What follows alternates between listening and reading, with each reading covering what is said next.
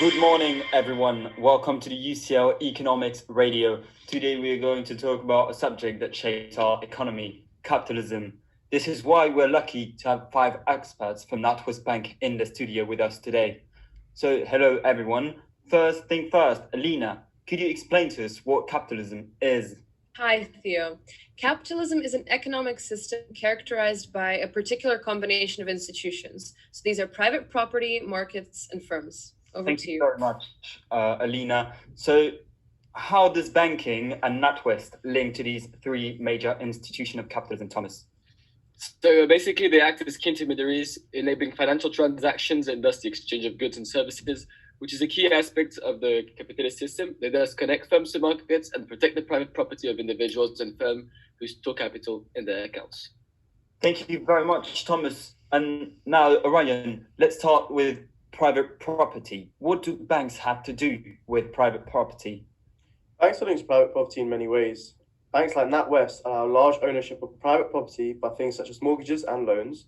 This allows businesses and consumers to buy private property through their private property stored on the bank's balance sheet and by borrowing money based on factors such as credit. This not only benefits the individual, but also the economic system due to the trade of private property in the markets. Thank you very much, Ryan. Now, let's talk to Ryan. We understand how private property and banks are interlinked, but how do banks allow this property to be traded? What is the role in enabling their markets to function smoothly? Banking as a system facilitates the trading of goods and services from one person to another via the transfer of money. With the rise of technology, it's also become easier to transfer money.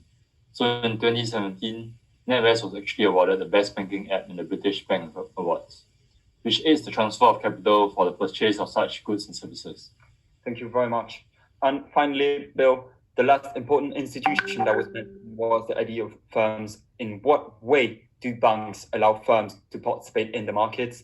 And in what way do banks act as a firms themselves?